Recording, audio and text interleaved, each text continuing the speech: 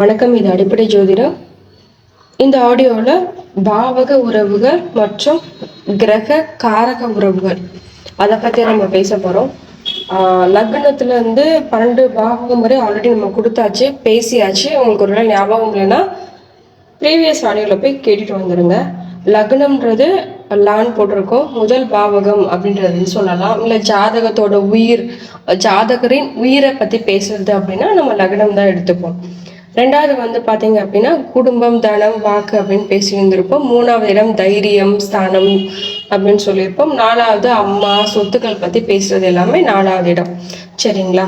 இதில் வந்து ஜென்ரலாக கொஸ்டின்ல எப்படி வரும் அப்படின்னா, என்னோட சித்தப்பா எப்படி இருப்பாங்க, என்னோட மாமியார் இல்லை என்னோட தங்கச்சி பற்றி சொல்லுங்க, சொல்கிற பற்றி கேட்க மாட்டேங்குது, இல்லை தம்பி என் கூட கடைசி வரையும் வருவானா அப்படின்னு சொல்லிட்டு இந்த மாதிரி கேள்விக்கு பதில் சொல்றதுக்காகவே இந்த இந்த பாவக உறவுகள், காரக உறவுகள் நமக்கு தெரிஞ்சிருக்கணும். ஜாதகரை பத்தி கேள்வி கேட்டா பிரச்சனை கிடையாது. ஜாதகரோட மாமியார் முதற்கொண்டு தாத்தாவெல்லாம் கேட்பாங்க. அதுக்கு நம்ம பதில் சொல்லணும் அப்படின்னா இந்த மாதிரி பாவக உறவுகள், கிரக காரக உறவுகளோட ரிலேஷன்ஷிப் நமக்கு தெரிஞ்சிருந்தா நம்ம கொஞ்சம் பெட்டரா சொல்லலாம். சரிங்களா? இதுல பாவகத்தையும் கிரக காரகத்தையும் இணைத்து பதில் சொன்னாதான் சரி வரும். வெறும் பாவகத்தை மட்டும் எடுத்து சொல்லக்கூடாது, வெறும் காரகத்தை மட்டும் எடுத்து சொல்லக்கூடாது. ஃபார் எக்ஸாம்பிள் புதன் என்ன சொல்லுவோம் அப்படின்னா இளைய சகோதரம்னு சொல்லுவோம். ஸோ புதன் ஒருவேளை வந்து ஏதாவது ஒரு இடத்துல போய் உட்காந்துருக்கு, அந்த இடத்த பேஸ் பண்ணி நீங்க சொன்னீங்கன்னா அது தப்பா போயிடும். அதோட பாவக உறவு எத்தனாவது இடத்துல இருக்கு புதன், அவருக்கு அது எத்தனாவது இளைய சகோதரரை பத்தி ரெண்டையும் மெர்ஜ் பண்ணி சொன்னா மட்டும்தான் இங்க அது சரியா வரும். சரிங்களா? ஒருவேளை பாவக ஆதிபத்தியம் நல்லா இருக்கு, கிரக காரகம் கெட்டு போச்சு அப்படின்னா ஆள் நல்லா இருப்பாரு, பட் அவர்னால வந்து அவங்களுக்கு எதுவும் யூஸ் இருக்காது. ஸோ அதான் இம்பார்ட்டன்ட்.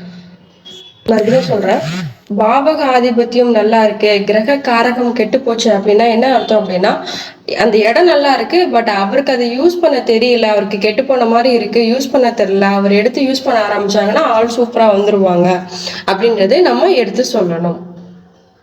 இந்த கான்செப்ட்ல கிரக காரக உறவுகளை விட பாவக ஆதிபத்தியம் ரொம்ப ரொம்ப இம்பார்ட்டன்ட். சரிங்களா?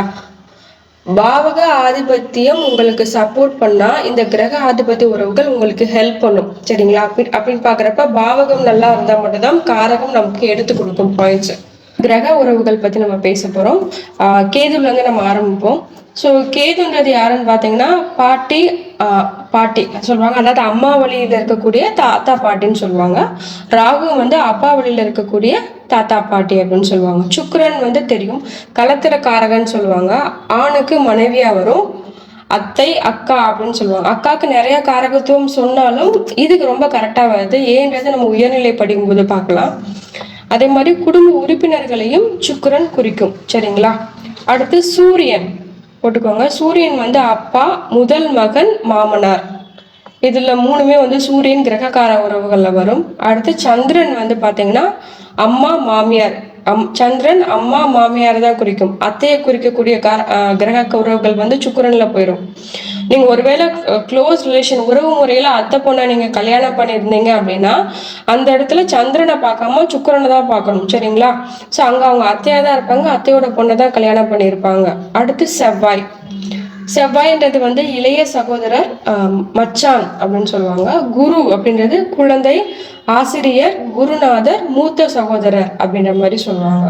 உங்களுக்கு உங்களோட சேர்த்து 3 பேர் அப்படின்னா முதல் அண்ணன் வந்து சனியா வந்துருவாங்க, 2வது அண்ணன் வந்து குருவா வருவாங்க, 3வதா நீங்க வருவீங்க. ஒருவேளை நீங்க 2 பேர் தான் உங்க வீட்டுல அப்படின்னா அப்ப குரு வருவாங்க ஃபர்ஸ்ட், 2வது சனி, 2வது நீங்க வருவீங்க. சரிங்களா? கொஞ்சம் திருப்பி கேளுங்க இந்த விஷயத்த மட்டும். அடுத்து வந்து சனினா சித்தப்பா, மூத்த சகோதரர், ஏற்கனவே சொல்லியாச்சு. பெரியப்பா பேசணும் அப்படின்னா பெரியப்பால வந்து சனிதான். ஸோ அதுலேயே வந்து 2 பெரியப்பா இருக்கு அப்படின்னா ஒரு பெரியப்பா சனியா வருவாங்க, இன்னொரு பெரியப்பா வந்து குருவா வருவாங்க. சரிங்களா? இது நீங்க திருப்பி போட்டு பார்க்கறதுல வந்துடும். அடுத்து வந்து புதன் வந்து தாய் மாமன், தங்கை, சித்தி, கடைசியில வரக்கூடிய சகோதரர் அப்படின்ற மாதிரி அர்த்தம். கடைசி சகோதரர் வந்து புதனா வரும். அப்ப முதல் சகோதரர் யாருன்னு கேட்டா குரு. 3 சகோதரர் இருக்காங்க அப்படின்னா முதல் சகோதரர் குரு, 2வது சகோதரர் செவ்வாய், கடைசி இளைய சகோதரர் புதன்.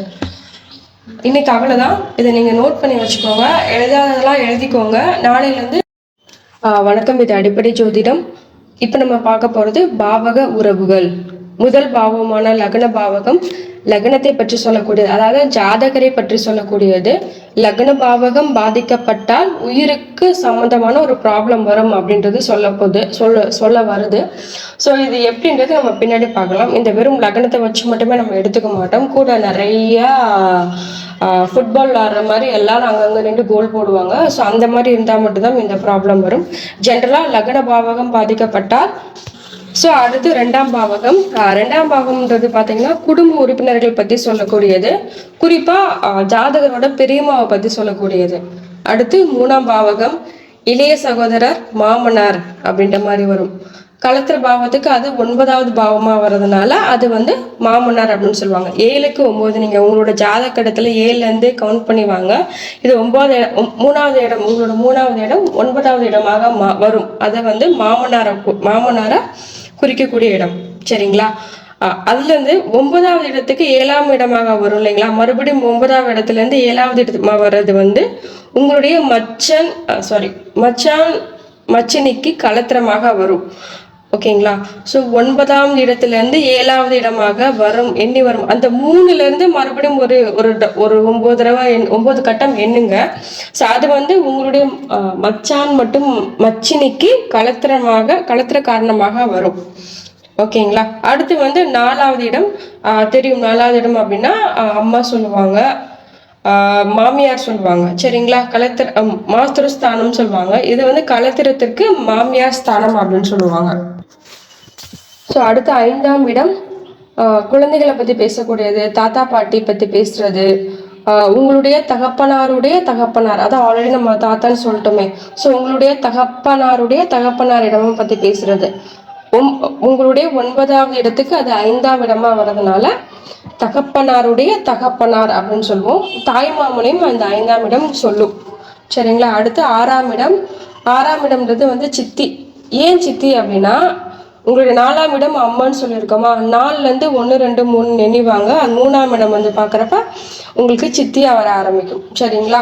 உங்களுடைய சித்தி, உங்களுடைய வேலைக்காரர்கள், உங்களுக்கு வேலைக்காரங்களாம் எப்படியெல்லாம் அமைவாங்கன்றது இந்த 6ஆம் இடத்தை வச்சு தான் நம்மளால சொல்ல முடியும். 7ஆம் இடம் களத்திரக்காரகர் அப்படின்னு சொல்லுவாங்க. உங்களுடைய இளைய சகோதரனின் குழந்தைகளையும் இந்த இடம் சொல்லும். சரிங்களா? அடுத்து 8ஆம் பாவம். 8ஆம் பாவம் ஆயுள் ஸ்தானம், எல்லாத்துக்கும் தெரியும். உறவுல பார்க்குறப்ப உங்க களத்திரத்தோட பெரியம்மான்னு சொல்லுவாங்க. மனைவியா இருந்தா மனைவியின் பெரியம்மா, கணவரா இருந்தா கணவரின் பெரியம்மா அப்படின்ற மாதிரி நம்ம சொல்லலாம். 2ஆம் பாவத்துக்கு என்னெல்லாம் சொன்னோமோ அதெல்லாம் நீங்க இதுல எழுதிக்கலாம். 8ஆம் பாவத்துக்கு அடுத்து 9ஆம் பாவம் தகப்பனார் தெரியும் இல்லைங்களா? 9ஆம் பாவம் தகப்பனார், உங்களுடைய கணவன், மனைவி மற்றும் இளைய சகோதரம், இது எல்லாமே இந்த 9ஆம் பாவம் குறிக்கும். உங்களுடைய அதாவது ஜாதகருடைய 3ஆம் பாவம் எப்படி மாமனார் ஸ்தானமா போச்சோ அதே மாதிரி உங்களுடைய 9ஆம் பாவம் களத்திரத்துக்கு மாமனார் ஸ்தானம். புரியலன்னா திருப்பி இந்த ஆடியோ கேளுங்க, ரொம்ப இம்பார்ட்டன்ட். அடுத்து 10வது பாவம் உங்களுடைய மாமியார் ஸ்தானம், களத்திரத்தின் அம்மா ஸ்தானம். புரியுதுங்களா? உங்களுக்கு மாமியார்னா அப்ப களத்திரத்துக்கு யார் வருவா? அம்மா தானே வருவாங்க. ஸோ அம்மா ஸ்தானம். அடுத்து 11 மூத்த சகோதரர் அப்படின்னு சொல்லலாம், அதுவும் வரும். அதே மாதிரி உங்களுடைய 4வது குழந்தை அப்படின்ற மாதிரி வரும். 4வது குழந்தைலாம் இந்த காலத்துல கிடையாது, பட் ஆனா சொல்றது உங்களுடைய 4வது குழந்தை அப்படின்னு சொல்லுவாங்க. 5ஆம் இடம்ன்றது முதல் குழந்தை வரும். 7ஆம் இடம்ன்றது 2வது குழந்தையா வரும். 9ஆம் இடம் 3வது குழந்தையா வரும். 11வது இடம் 4வது குழந்தையா வரும். இன்னைக்கு சான்ஸ் இல்லை, பட் அந்த அபார்ஷன் கணக்கு பார்க்கும்போது நம்ம இதெல்லாம் பார்க்கலாம். களத்திரத்தோட தாய்மாமனை பத்தி சொல்லும் போதும் நம்ம இதை 11வது இடத்தை எடுத்துக்கலாம். சரிங்களா? அடுத்து 12ஆம் பாவம் உறவுகளுக்குள் பார்க்குறப்ப சித்தியின் கணவர் வரும். சரிங்களா? ஏன்னா உங்களோட களத்திரத்துக்கு அது 6வது பாவமாக வேலை செய்வதால் அது அவங்களுடைய வேலைக்காரங்களை பத்தி நம்ம பேச முடியும். சரிங்களா? ஸோ இளைய மைத்துனர், மூத்த மைத்துனர் பத்திலாம் கேட்பாங்க இல்லைங்களா? இப்போ இளைய மைத்துனர் எப்படி இருப்பாங்க? அதாவது 7ஆம் பாவத்துக்கு 3வது பாவம் இளைய மைத்துனர், அதே மாதிரி 7வது பாவத்துக்கு 5வது பாவம் மூத்த மைத்துனர். சரிங்களா? கொஞ்சம் குழப்பமாய் தான் இருக்கும். ஆடியோவை திருப்பி கேளுங்க. ஒவ்வொன்றுக்கும் கட்டம் போட்டு நீங்க 1 2 3 எழுதுங்க, அப்போ அது உங்களுக்கு ஈஸியா வரும். சரிங்களா? அடுத்த ஆடியோ கொஞ்ச நேரத்துல.